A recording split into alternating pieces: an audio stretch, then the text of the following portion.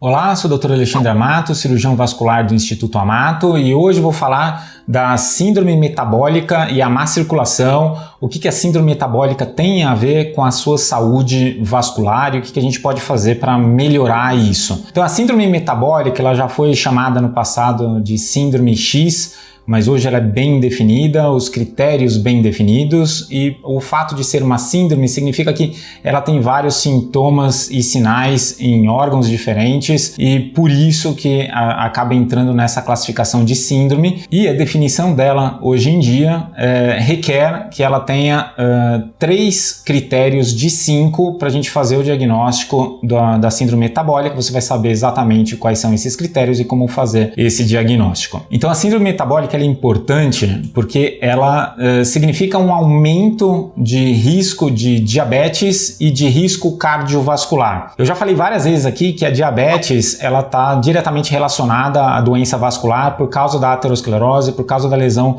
de vasos. Então, se a síndrome metabólica aumenta o risco de diabetes, consequentemente ela aumenta também o risco vascular. Só que ela também aumenta diretamente o risco cardiovascular. Então, a gente tem que ficar atento a essa síndrome metabólica para evitar chegar nas fases mais avançadas da má circulação. A síndrome metabólica ela está relacionada com a resistência à insulina. A resistência à insulina está diretamente relacionada com a obesidade abdominal. Como a resistência à insulina ela é mais difícil da gente avaliar, a obesidade abdominal ela é muito fácil, a gente acaba usando como critério a obesidade abdominal. Então, o aumento da gordura visceral, o aumento da gordura abdominal é o primeiro dos critérios no diagnóstico da síndrome metabólica. E para isso a gente pode usar a circunferência abdominal. Essa é uma medida importante para a gente avaliar a presença da obesidade visceral,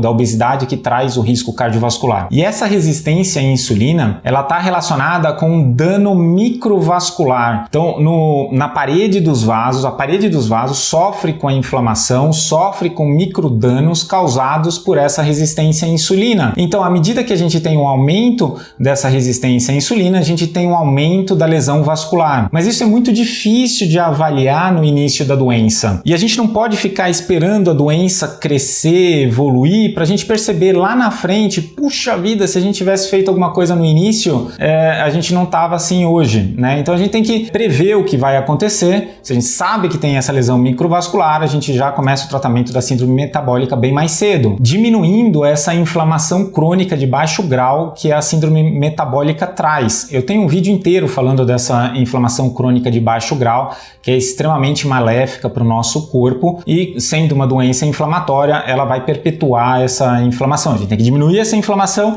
para melhorar a síndrome metabólica. Então, quais são os principais critérios no diagnóstico da síndrome metabólica? O primeiro, eu já falei, é a obesidade abdominal, a obesidade que aumenta o risco cardiovascular, a obesidade visceral, a circunferência abdominal, tudo isso relacionado com o primeiro critério. O segundo critério é a glicemia, ou seja, a quantidade de açúcar no sangue. Se tiver um nível acima de 100 mg por decilitro, é um dos critérios para a gente fazer o diagnóstico. Então a gente precisa de 3 de 5 que eu vou falar. O próximo é a hipertensão arterial. Então, se tiver um aumento da pressão arterial maior que 135 de sistólica e 85 de diastólica, a gente já pode considerar como um ponto positivo aí nesse critério. A diminuição do HDL, que é aquele colesterol bom. Então, para homens, a gente usa o critério de 40 mg por decilitro. Para mulheres, a gente usa o critério de 50 mg por decilitro. Se você estiver abaixo disso, já é mais um ponto aí para a gente fazer o diagnóstico da síndrome metabólica. E o próximo são os triglicérides. Se o triglicéride estiver muito alto, se o triglicéride estiver maior do que 150 mg por decilitro, também mais um pontinho na somatória aí para fazer o diagnóstico da síndrome metabólica. Lembrando que a síndrome metabólica é uma doença da modernidade. À medida que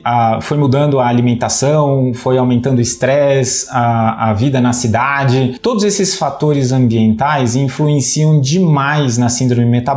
Tanto que de 1980 para 2012, né, da década de 80 para agora recentemente, teve um aumento de 35% na síndrome metabólica. Então tudo isso causado pela alimentação ocidental, pelos fatores de estresse, e a gente tem que ficar atento a não cair nesse ciclo vicioso que a gente acaba rodeando a gente. E o que faz parte aí desse ciclo vicioso? Uma coisa interessante que eu tenho que lembrar é o ritmo circadiano. Ritmo circadiano é como funciona o nosso corpo, é o relógio biológico do nosso corpo. É o nosso corpo saber a hora certa de mandar determinado hormônio. Então durante o dia a gente tem ciclos, um hormônio de manhã, outro hormônio à tarde, outro hormônio à noite, outro hormônio quando a gente dorme. E se a gente perde isso, o nosso corpo fica completamente desregulado. E a gente percebe isso quando a gente tem a dificuldade de dormir.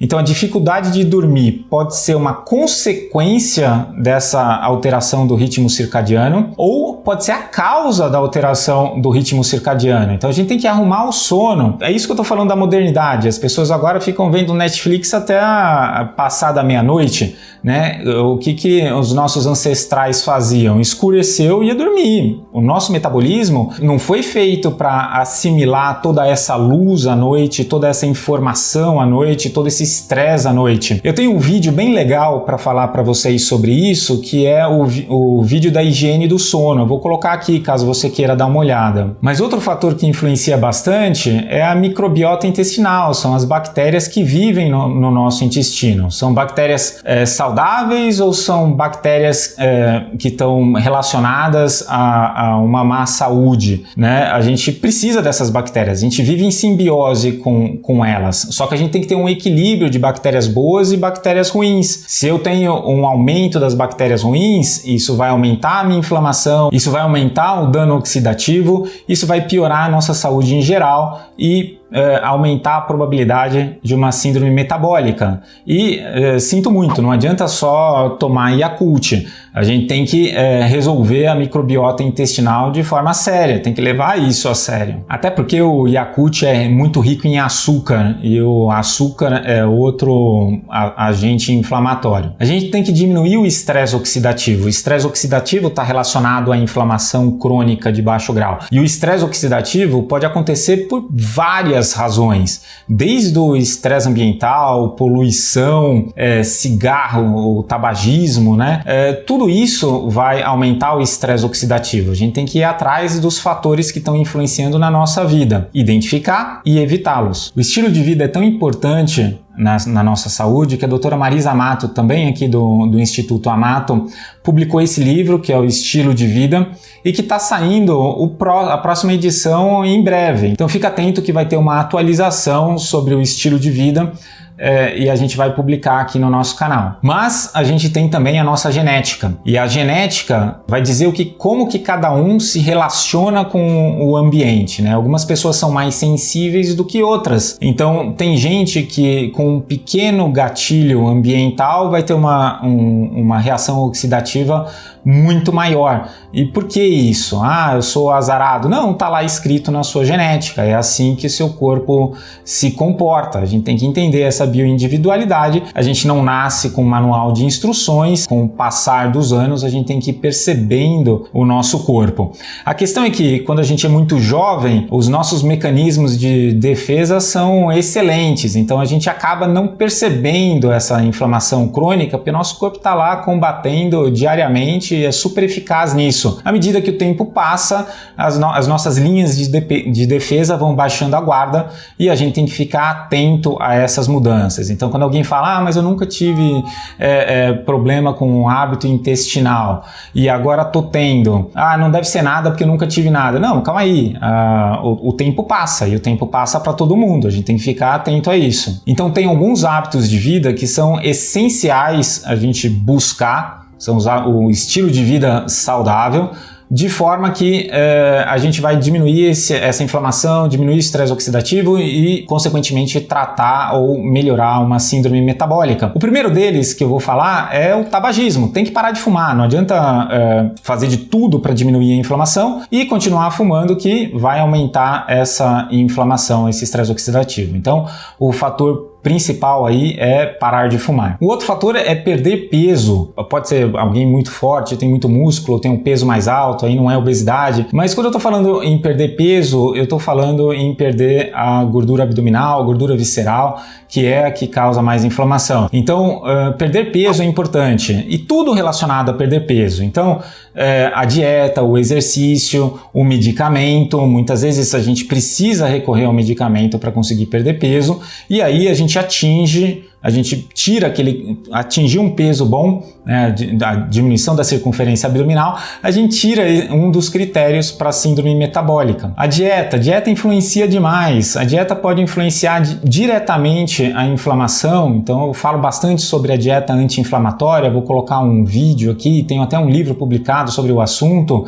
Algumas dietas que também diminuem o peso rapidamente, como uma dieta cetogênica, também tem um vídeo sobre isso, também estou publicando um livro sobre o assunto. E conforme a orientação médica para cada caso, tem que usar a medicação. Né? Não adianta já estar com a síndrome metabólica, já está com a doença, tentou a vida toda fazer dieta, perder peso, não conseguiu, agora que deu síndrome metabólica, vou ficar só na dieta e exercício? Não, já tentou antes, né? Vamos recorrer ao uso de medicamento para ajudar a ficar melhor e o médico vai te ajudar nisso. Você tem que ter uma relação saudável, uma relação empática com o seu médico, de forma a você trazer esses problemas e ele te ajudar a solucionar. Então, se você está com dificuldade de parar de fumar, existe medicação para isso. Se você está com dificuldade de perder peso, existe medicação para isso. Não tem que ficar com vergonha ou com receio de usar a medicação, porque esses fatores, eles são muito piores, eles vão levar à piora da doença quando a gente compara com o efeito colateral de um medicamento. Então, quando a gente coloca na balança, a gente tem que fazer de tudo para resolver esses fatores